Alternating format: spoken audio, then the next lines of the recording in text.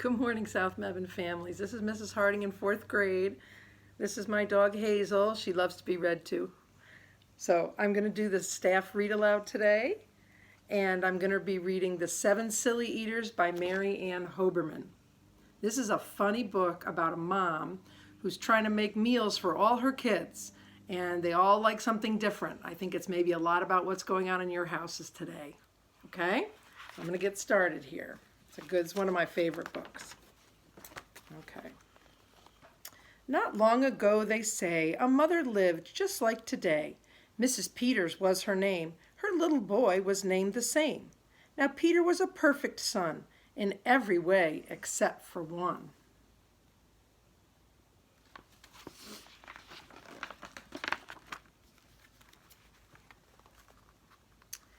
When Peter was just 1 year old, he did not like his milk served cold. He did not like his milk served hot.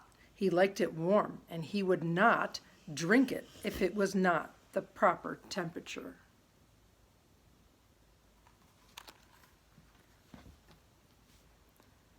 But Mrs. Peters did not mind.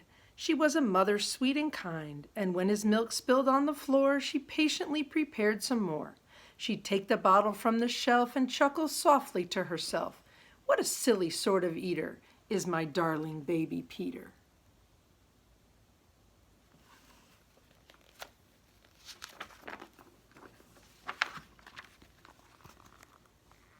When Peter had not yet turned 2, another baby, sweet and new, was born, dear Lucy, small and fair, with big blue eyes and curly hair. But long before this child was grown, she had opinions of her own, of what she'd eat and what she'd not. She hated milk, both cold and hot, and warm was worst of all. Instead, whenever Lucy dear was fed, she bellowed for pink lemonade, not from a can, oh no, homemade.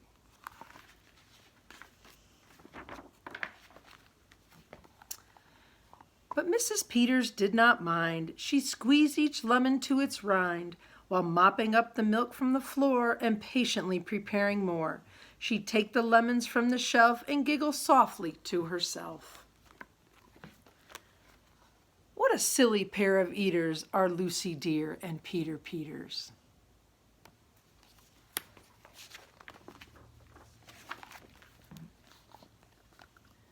Now Lucy grew and Peter grew, till he was 3 and she was 2.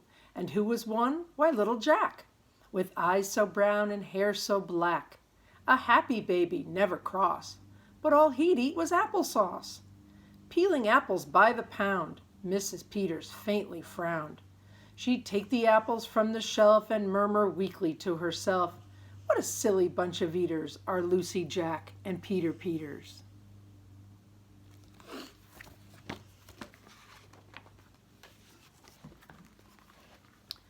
Peter, Lucy, and young Jack had another brother, Mac.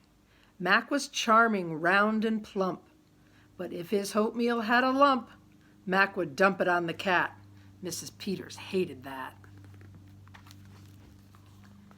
But since she loved her children 4, she'd strain the oatmeal 2 times more.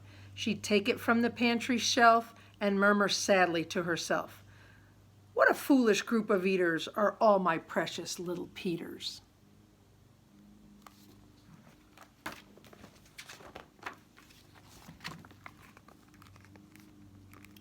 Before another year was through, who came along? Why, Mary Lou.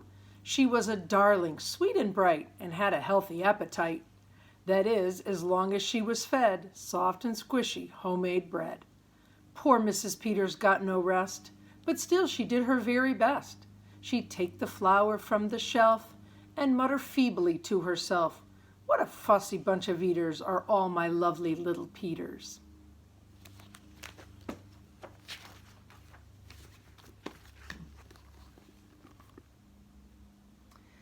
A year rolled by, the children grew. They really are a splendid crew, sighed Mrs. Peters, pinning pins and diapering her brand new twins.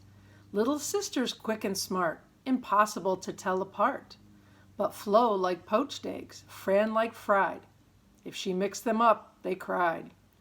Tired to the very bone, Mrs. Peters groaned a groan.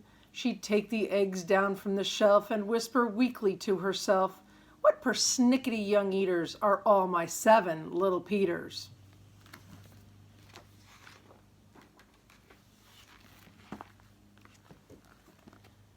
Now time went by as time will do, and as it passed, the children grew. The problem was that as they grew, their appetites kept growing too, but not their choice of what to eat. Each child continued to repeat. They wanted what they'd had before. The trouble was they wanted more.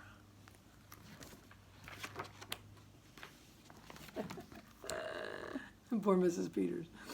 Creamy oatmeal pots of it, homemade bread and lots of it, peeling apples by the peck. Mrs. Peters was a wreck. Here's the other page.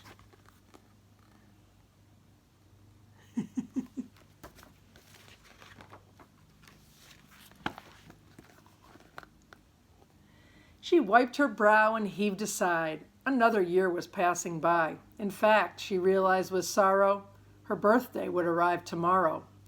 Drearily she shook her head and wearily went up to bed.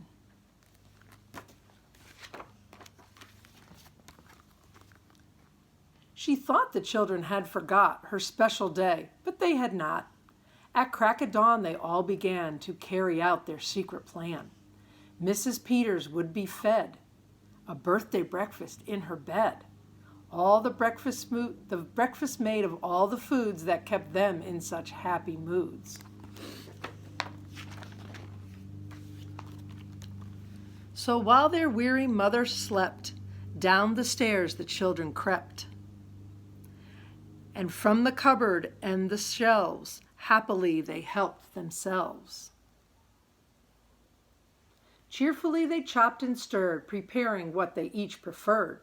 But despite the pains they took, since no one knew how to cook, to measure things or make them hot, the more they tried, the worse it got.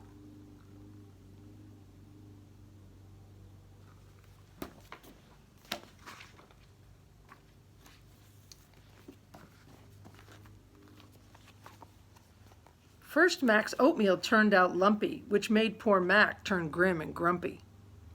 In fact, the lumps got him so cross, he dumped them in Jack's applesauce.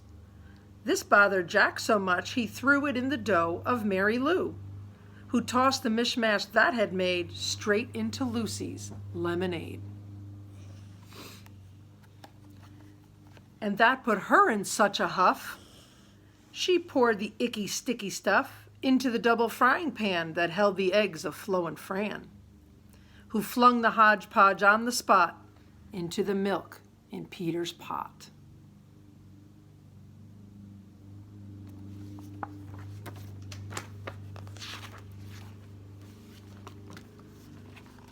But when they saw what they had done, they wished they never had begun.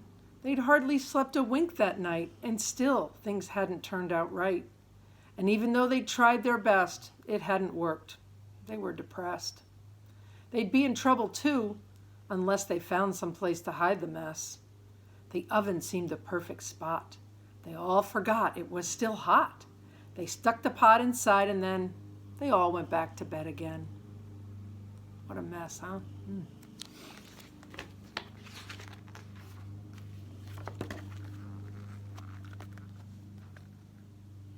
The clock struck 6, but on they slept. Meanwhile, their mother softly stepped down to the kitchen. Smell the smell. What could it be? She could not tell. It smelled so good she sniffed some more and opened up the oven door. She woke the children with her cries. They all came running in surprise. And in the kitchen what they found was Mrs. Peters dancing round. And in the oven, no mistake, a pink and plump and perfect cake.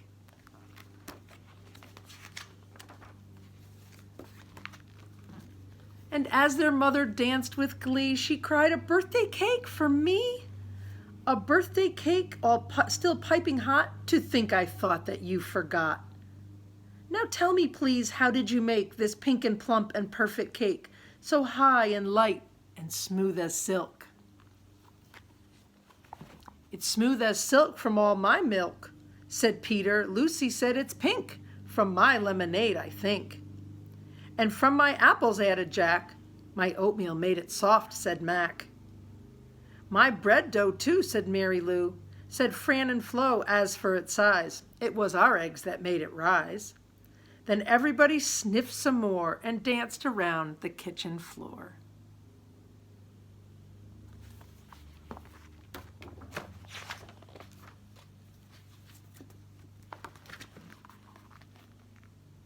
They put the cake upon a dish and lit the candles. Make a wish, the children cried, before you blow. And Mrs. Peters did just so. And what is more, her wish came true, as birthday wishes always do. There's the rest of that page.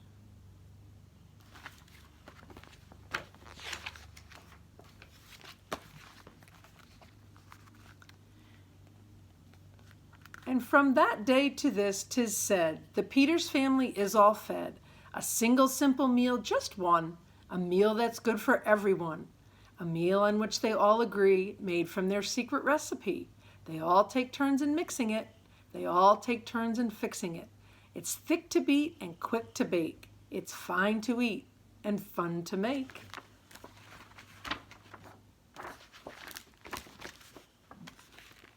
It's Mrs. Peters' birthday cake. The end. I hope you enjoyed it. Here's my girl Hazel. She enjoyed the read aloud too. I miss you guys. I hope you're all having fun at home with your moms and dads. Love you. Bye.